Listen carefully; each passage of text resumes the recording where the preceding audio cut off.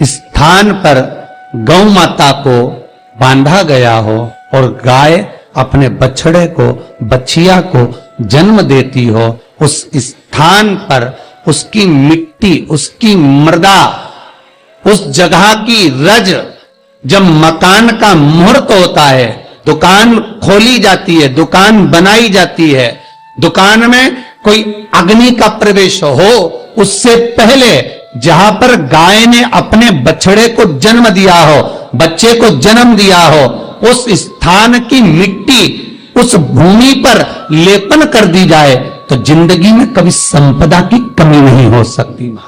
ये दूसरी मृदा स्कंद पुराण वर्णन करती है, धेनु मानस वर्णन करती। दूसरी गीता प्रेस गोरखपुर का गो अंक वर्णन करता है। जहां पर गौ माता बंदी हो, जहां पर गौ माता नित्य स्मरण करती हो और गाय के बच्चों का जन्म होता हो, और वो भी देसी गाय, देसी बच्चों को जन्म दे, विदेशी नहीं, जर्सी नहीं, हो देसी बछड़ा हो, देसी ही गाय।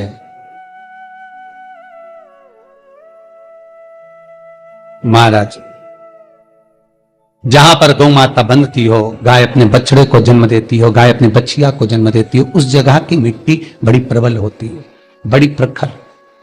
यहां तक शिव महापुराण की कथा कहती है, स्कंद पुराण कहती है, धेनु मानस कहती है, गीता प्रेस गोरखपुर का गो अंक वर्णन करता है।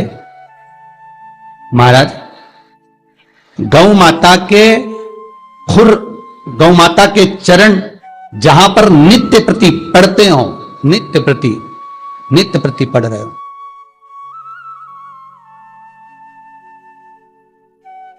चरण पड़ने पर गौ माता के खुर में से गोलोचनी निकलती है। महाराज, वो गोलोचनी सफेद कलर की होती है, उसको आप ऐसे पटक देंगे तो बिल्कुल ऐसा लगेगा जैसे लकड़ी है, पर वही गोलोचनी को आप दूध में डाल देंगे तो चलना चालू कर देती है। उसको कहते हैं गोलोचनी। गो अंक में वर्णन है इसका, स्कंद पुराण में इसका वर्णन। जिस जगह पर गाय बछड़े को जन्म दे, बच्चिया को जन्म दे, और जन्म देते समय पर गौ माता को जब कष्ट की अनुभूति होती है, जो कष्ट जैसे एक नारी का कष्ट होता है, वैसे ही गौ माता का कष्ट होता है।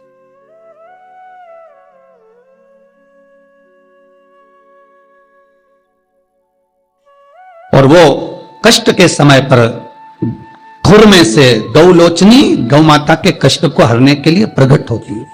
उस गौलोचनी का जिह्वा से गौ माता चाटन करती है, चाटती है, और चाटने के बाद जो बछड़ा जन्म देती है, उस बछड़े को अपनी जिह्वा से एक बार चाट लेती है।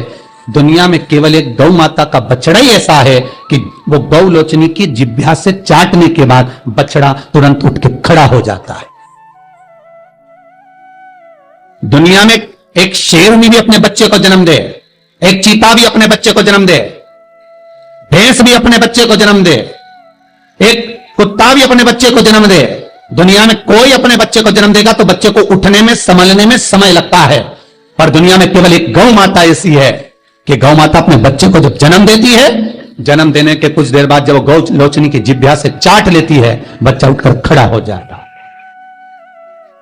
दुनिया में केवल एक गौ माता है।